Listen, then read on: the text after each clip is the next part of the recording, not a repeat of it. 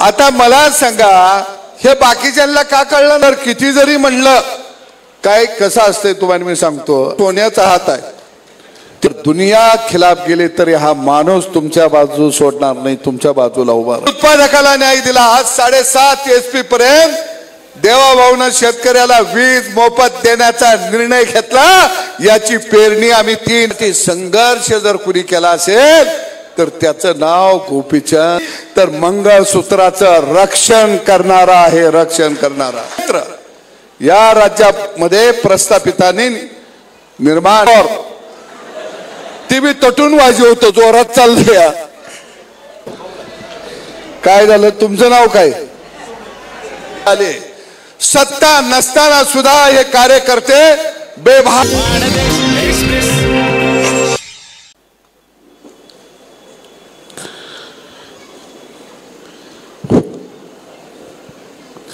आमदार गोपीचंदजी पडळकर यांचा तालुक्याच्या वतीनं जाहीर सत्कार या ठिकाणी संपन्न होत आहे. आणि या कार्यक्रमासाठी उपस्थित असलेले भारतीय जनता पक्षाचे माजी अध्यक्ष, माजी आमदार आदरणीय पृथ्वीराज बाबा देशमुख, त्याचबरोबर भाजप जिल्हा निवडणूक प्रमुख डॉक्टर रवींद्र आरळी, माजी नगरसेवक परशुराम मोरे, रवींद्र मानवर, अतुलजी मोरे, त्याचबरोबर गोपाल पात्रूड, रमेश देवर्षी, महबूब शेख, अनिल पाटील, राजू कुमतगी, श्रीकांत पाटील, संदीप ठोंबरे, दबडे भैया, पंकजजी, त्याचबरोबर तालुका अध्यक्ष ॲडव्होकेट प्रमोद भारते, निलेश पाटील आणि सर्वच आजी माजी नगरसेवक आणि प्रमुख कार्यकर्ते जमलेल्या शेतकरी भावांनो, माता भगिनी, पत्रकार भावांनो, कार्यक्रमाला बराचसाच वेळ झाला. मी काही जास्त वेळ घेणार नाही, परंतु आपल्या भागातला, तालुक्यातला, दुष्काळ पट्ट्यातला एक लढाऊ कार्यकर्ता, जसं डॉक्टर म्हटले की आपल्याला मतदान यावेळी मातीतल्या माणसाला, विकास पुरुषाला द्यायचा आहे. आणि खऱ्या अर्थानं आपल्या सगळ्यांच्या वतीनं जतमधल्या जनतेचं मी मनापासून हार्दिक अभिनंदन करतो, त्यांना मनापासून धन्यवाद देतो की हा सोहळा संपन्न करण्याचं जे सद्भाग्य आम्हाला मिळालं ते जतमधल्या मतदार बंधू भगिनींच्यामुळं मिळालं. त्यामुळं मी निश्चित डॉक्टर साहेब त्यांना साष्टांग दंडवत घालतो की एक लढाऊ नेत्याला या महाराष्ट्राच्या विधानसभेमध्ये तुम्ही पाठवलं. निश्चित जतचा तर विकास होईल. मला वाटतं एक 10 वर्षापूर्वी, 15 वर्षापूर्वी आमदार गोपीचंद पडळकर कुठून निवडून येतील असं कुणालाच वाटत नव्हतं. काय बाबा, बरोबर आहे की नाही? आणि आम्ही दोघंही विधान परिषदेवरती गेलो. माझ्या काळात बाबाही विधान परिषदेवरती होते. आणि सगळ्यांना वाटायचं गोपीचंद पडळकर, सत्ताभाऊ हे चंगू मंगू आहेत, हे आयत्या पिठावाले. आम्हाला बी वाटायचं की आपली तलवार कुठंतरी आता चमकली पाहिजे. आणि आम्ही ठरवलं की काही झालं तर या विधानसभेच्या निवडणुकीमध्ये 100% पेरणी करायची म्हणजे करायची. हे आम्ही अगोदर 2 वर्षापूर्वी ठरवलं. आम्ही लगेच उठलो, खांद्यावर कुरी घेऊन पेरायला गेलो नाही. आम्ही रान अगोदर नांगरलं, इसकटलं, कुळवलं आणि मग हातात मूठ धरली. डॉक्टर आमच्या बरोबर होतं. पेरणी अशी झाली की धान्याची रास बघून काय काय गड्यांना फीट आली. आणि महाराष्ट्राला कळलं की जनतेमधून सुद्धा गोपीचंद पडळकर आमदार होऊ शकतात. हे संपूर्ण महाराष्ट्राला कळलं. काय काय म्हणायचे खानापूर आटपाडीतनं गेलं आणि जतला निवडून येतंय का? आता आम्हाने महाराष्ट्रातला कुठला बी मतदारसंघ द्या तिथं जातो आम्ही, कारण लढणं हा आमचा धर्म आहे. गोपीचंद पडळकर हा राखेतनं जसा फिनिक्स पक्षी भरारी घ्यावा तसा फिनिक्स पक्षाप्रमाणे भरारी घेणारा नेता हा खऱ्या अर्थानं गोपीचंद पडळकर आहे. तुम्हाला समजतो, मोठा माणूस आहे. बाबा म्हणले त्यांना मंत्रीपद मिळालं नाही आता, कारण ते तरुण आहेत. बाबाचंही बरोबर आहे, काळजी करू नका, पुढे 10-15 वर्ष तुम्ही राहणार आहे. सगळे कार्यकर्ते आले. बाबा मला म्हणले सदाभाऊ तुम्ही कार्यक्रमाला याचं. म्हणलं बाबा कार्यक्रम चुकवून कसं चालल, पुढं वाढप्या तर ह्योच गडी असणार आहे. म्हटलं पुन्हा काही पंक्तीला उपाशी राहायचं आहे का? म्हटलं मी 100% येणार. पण बाबा म्हणले तरुण असल्यामुळं दिलं नाही. मग बाबा मी म्हातारा होतो, मला तरी द्यायला पाहिजे होतं.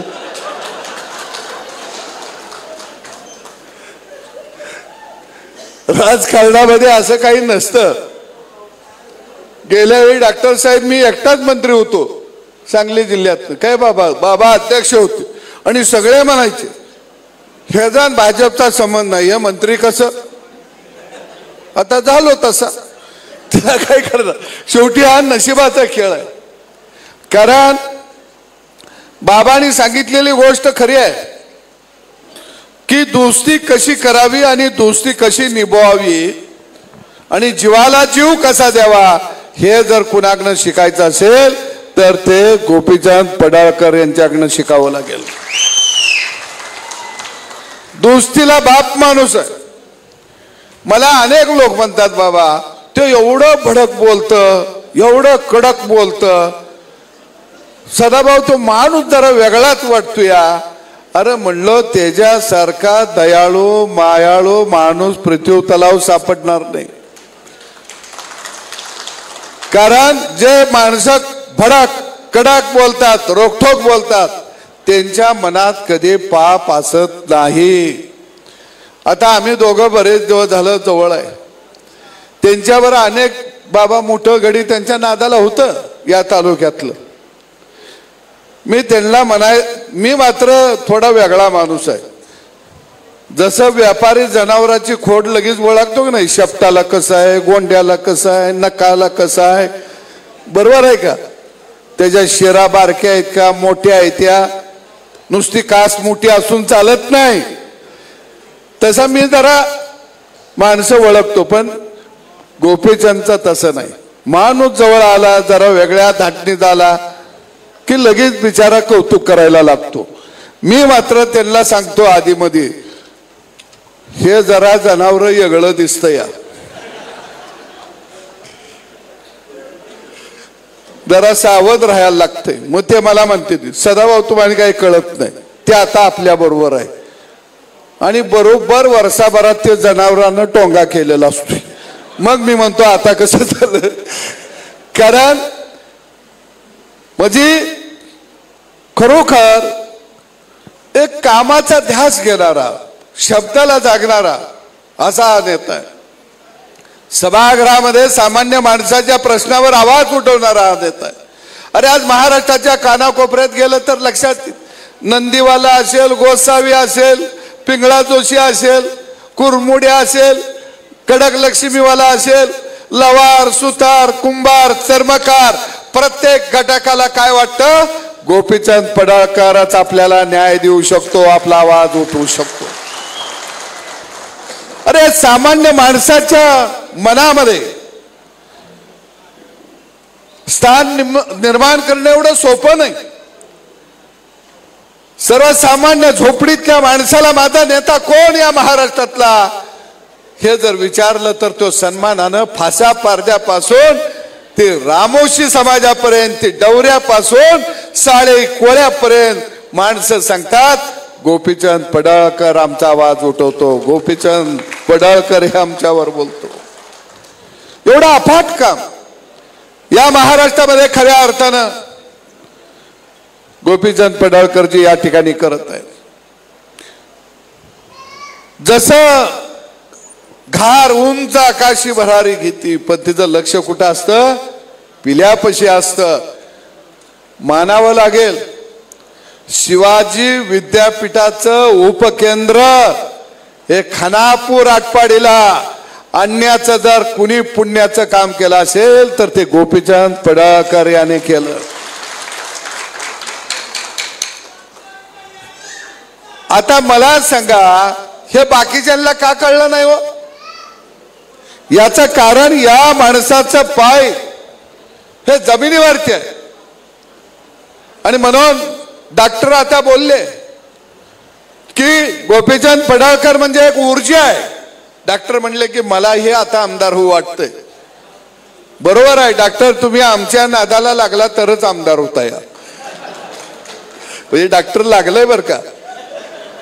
मी डॉक्टर, माझ्या मनात काही शंका नाही. आता डॉक्टर किती जरी म्हणलं, काय कसं असतंय तुम्हाला मी सांगतो. आता बाबा आम्ही बरोबरच आहे. आमच्या नादाला लागलेला माणूस बाहेर जात नाही. काय माणसं कसे म्हणतात, आम्ही काय सदाभाऊच्या आणि गोपीचंदच्या नादाला नाही, पण आम्ही आपलं जातो. तिने बोलवलं की गावात एक चांगलं हुशार सज्जन एक पोरग होतं आणि ते नादाला लागलं तर 2-4 गांजाड्यांच्या गांजा वाटणारी चिलीम फुकणारी. बाप म्हणायचं तू काय गड्या त्या गांजाड्यांच्या नादाला लागू नको. ते म्हणायचा बापाला, मी फक्त जातो, चिलीम अजिबात हातात धरीत नाही. एक दिवस त्याचे दोस्त गावाला गेले, बिचाराला इथं जेवण नाही ना. बाप म्हणायचा चिलीम हातात धरत नाहीत, पण तू त्यांना काय इसर ना. बापाला कुठं माहित आहे हे हातात चिलीम धरीत नव्हतं, पण तिने धूर बाहेर फुकला की तो आपाप त्याच्यात जायत होता. तसं बाबा, चिलीम तुम्ही आता धरायची काम नाही, तुम्ही फक्त आमच्या जवळ बसा, धुरानं तुम्ही आमच्याबरोबर राहताय. काय करायला लागत. डॉक्टर आता कुठं जायत नाही तुम्ही, आता ऑपरेशन इकडं करायची. डॉक्टर तसा चांगला माणूस आहे, फार मोठा माणूस आहे. म्हणजे आम्ही डॉक्टर लई छोटी माणसं आहे, म्हणून आम्ही तुमच्या मागणं असतो. डॉक्टर बर आलो जरा तर भलं होईल, कारण डॉक्टरचा हात म्हणजे सोन्याचा हात आहे. त्यानं तोंडावनं फिरवला तरी लाख रुपये खिशात घालतोय.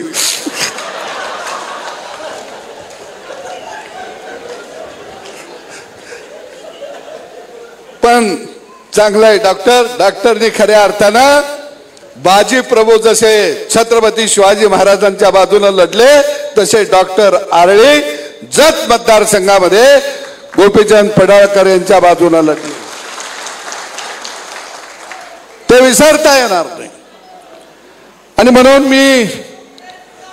मगाशी मी बसलो, एक शेर असा माझ्या समोर आला, मी तो लिहिला. आणि मी खरोखर गोपीचंद पडळकर काय माणूस आहे तो हे शेर मला वाचल्यावर तो मी लगेच लिहून काढला. दुनिया में चाहे जितने रिश्ते बनाओ, दुनिया में चाहे जितने रिश्ते बनाओ, लेकिन एक रिश्ता ऐसा जरूर बनाओ कि जब पूरी दुनिया तुम्हारे खिलाफ हो जाए फिर भी हा रिश्ता हमेशा तुम्हारे साथ ही रहेगा.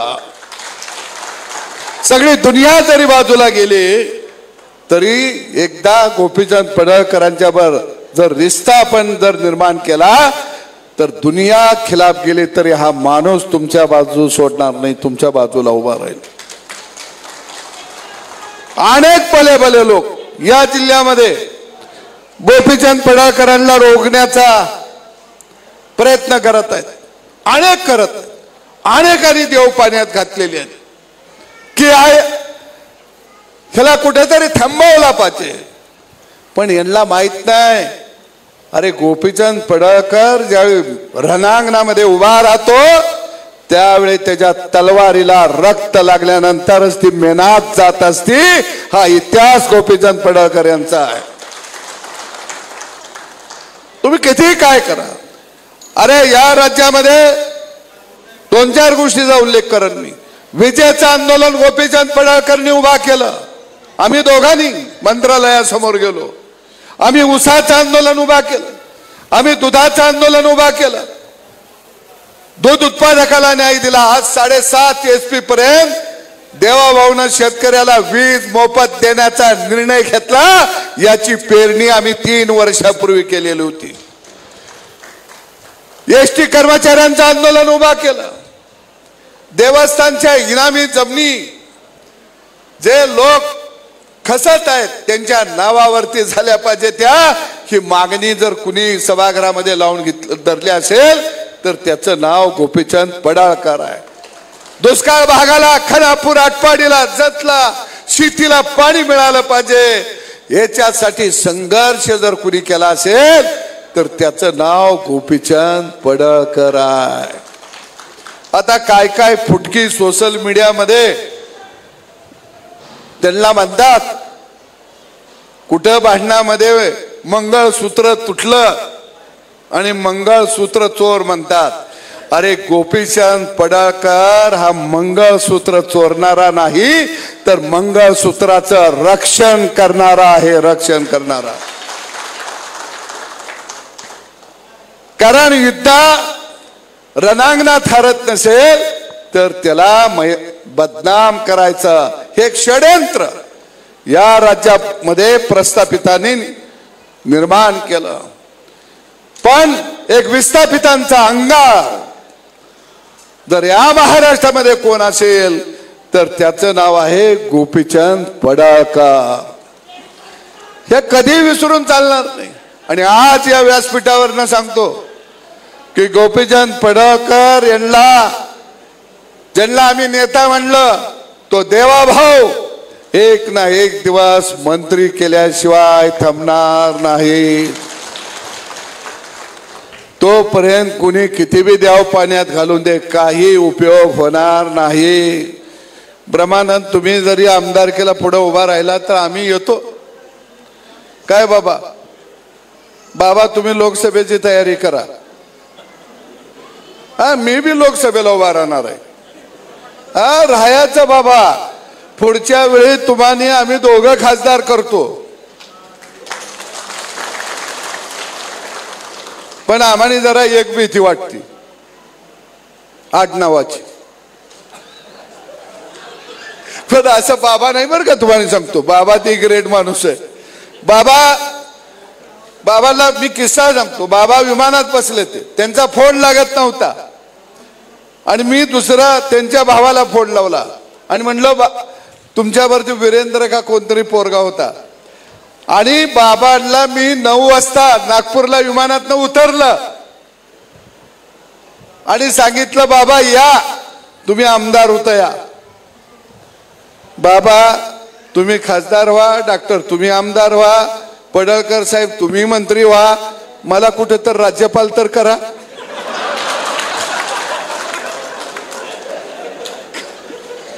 नाही चला आमचं भेंडवाल्यागतच होयाचं. बाबा मी मागे म्हटलं डॉक्टर तुम्हाला माहित नाही भेंडवाल्यांचं कसं असतं माहितीये का. चांगलं गाणं पिपाणी वाजवायला लागलं की आजूबाजूचं गडी म्हणते ऑन्स मोर. ती बी तटून वाजवतो जोरात चाललंय. अरे हे बंद पडलं का काय. ही आमची अवस्था आहे. म्हणजे माईकवाला बी साथ दिना झाला या. आणि मग ते तटून वाजवत.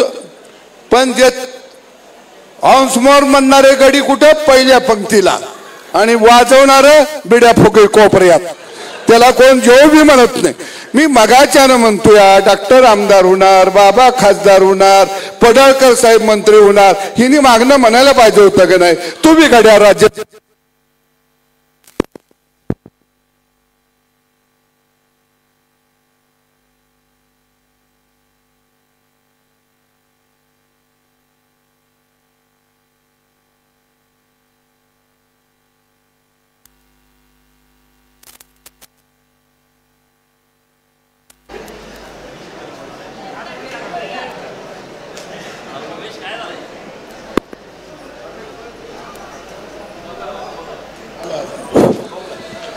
काय झालं? तुमचं नाव काय?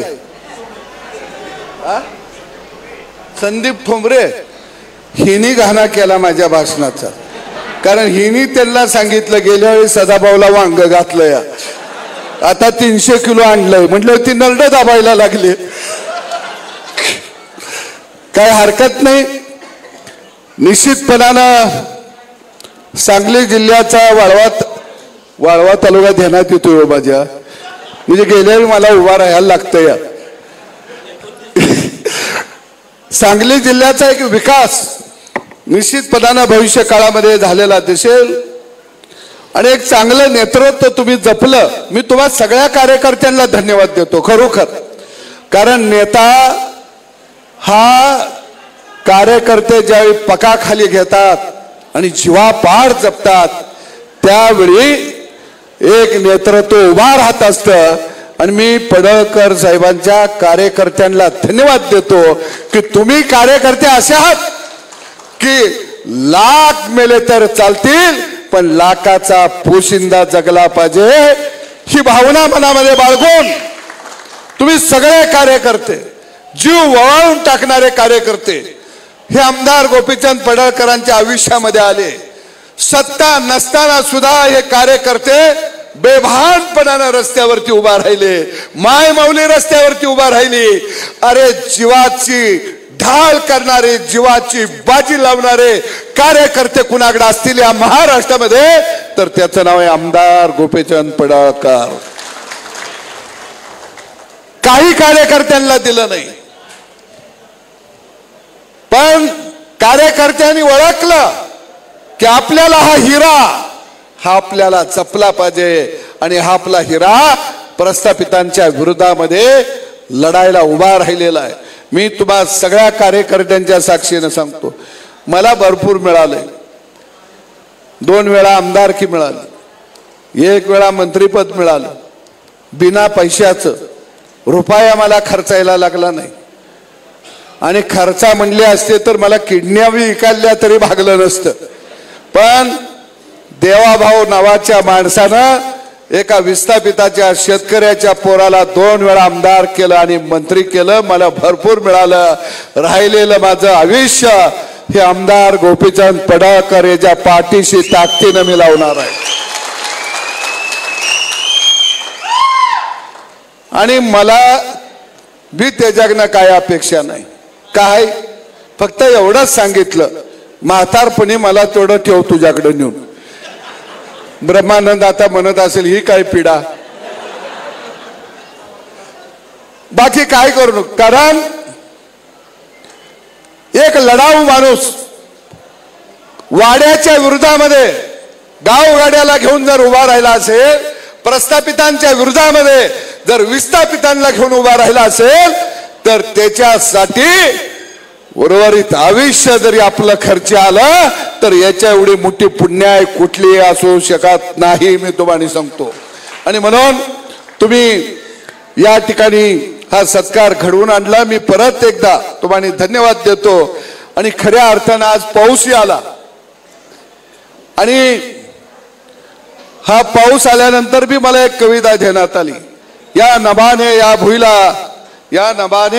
भुईला दान द्यावे आणि माझ्या पापणीला पूर यावे. या नभाने या भुईला दान द्यावे, माझ्या पापणीला पूर यावे. अशा पद्धतीनं पाऊस आला आणि खऱ्या अर्थानं या ठिकाणी मी बाबा ही कविता माझ्या आवडीची आहे. या नभाने या भुईला दान द्यावे आणि जुंदड्याला चांदणे लखडून जावे. अशा पद्धतीनं कार्यकर्ते या ताटव्याला लखडून गेलेले आज मला पाहायला मिळाले. मी परत एकदा तुम्हाला धन्यवाद देतो. जय हिंद, जय महाराष्ट्र.